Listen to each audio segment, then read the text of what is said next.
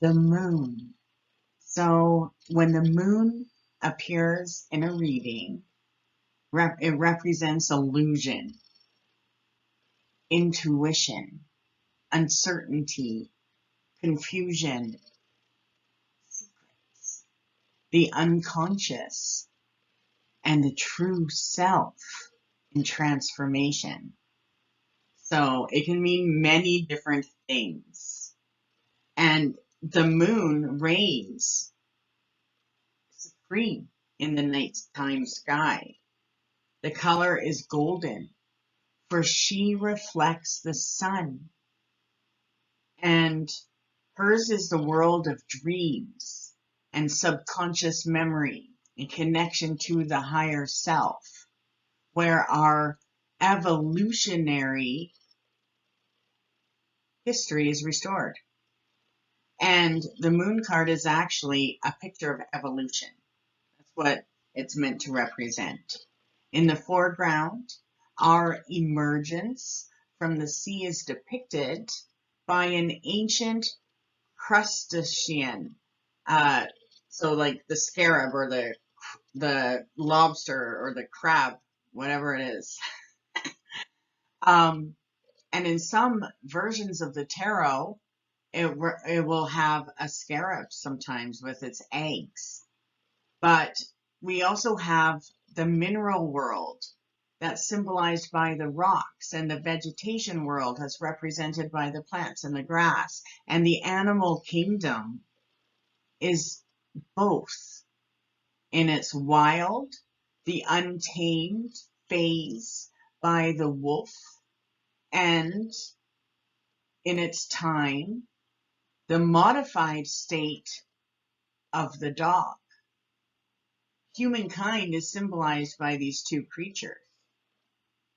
So as we become less barbaric and more refined, we continue up the golden central path, passing beyond the two outposts of the conscious and subconscious mind and into the unknown, which can be potentially deceptive when it comes to the realm of the psychic or the realm of psychic astral realms, because we're entering an unknown. And so because this unknown energy also has potentially deceptive illusions and misinterpretations, along with self-deception and unrealistic living. So the idea of the moon card is to remain steadfast on the golden spiritual path and use the astral psychic worlds as a ladder to the mountaintop of a spiritual attainment. The occults would see that as a mountaintop of godly attainment, where the hermit awaits us. So surprisingly, the moon card is ruled by not Cancer, but by Pisces. And Pisces is the natural intuitive sign of the zodiac. People who live out the negative aspects of Pisces often fall prey to deception and self-delusion, preferring a dream fantasy world over the reality and mental clarity needed to deal effectively within everyday life. So the number one of the conscious mental powers, the magician, has the understanding and control of our subconscious programming and power, the number 8, which was the strength card, forming 18, a path that opens and offers spiritual attainment through adapting to two modes of thinking to a higher purpose. So two modes, that's the key. And so this major arcana card is actually a secretive card because it represents the unseen god, Anubis, the Egyptian god associated with guidance into the other world. And Anubis possesses the countenance of a jackal or the head of a dog. So all the moon goddesses in their various roles of illusion, their enticement and enchantment are affiliated. And so the moon is the Piscean Edgar Cayce, who was a modern mystic who had the ability to enter into a power of trance state.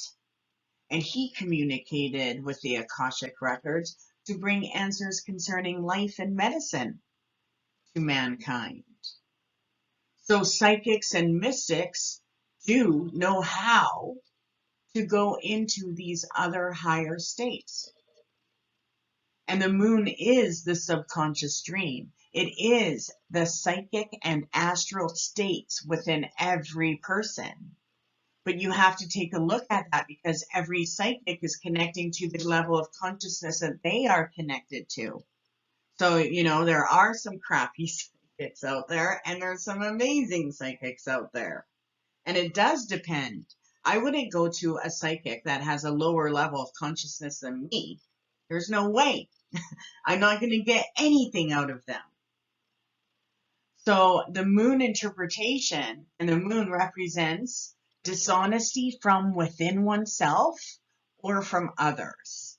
So whenever the moon card comes up, there's some kind of dishonesty in play, and the seeker may be the victimized by someone's pulling the wool over their eyes, or they may be lying to themselves, or they may be behaving deceitfully in general.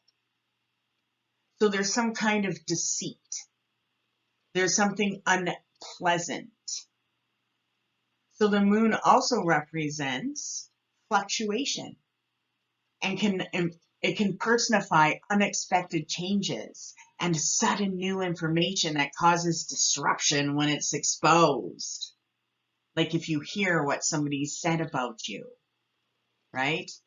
And discovering these hidden facts may be unpleasant, and the seeker may become confused or upset or delusioned and hurt. But caution and carefulness is always advised because no matter what the seeker claims to know about the matter, some important factors are still remaining unrevealed.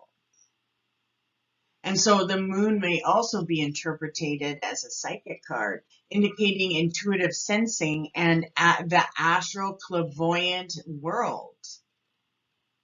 So pay attention when those things happen, because sleeping and dreaming are symbolized in this card, and you're going to receive some information about it. So whenever the moon card comes up, I know that my seeker or myself, I need to pay attention, or they need to pay attention to the dreams. There's symbols that are coming to them. And if the seeker's cards don't indicate any type of distress and their cards are very positive, when the moon's card comes up, then the psychic interpretation is that the seeker may feel psychic about something. And it's a question that they have in their life, or maybe it's a question of a dream or a vision. So information about a dream or vision wants to come forward. And this card, the moon, simply signifies experiencing an altered state. So whenever the moon card comes up, you are meant to tap into your psychic self.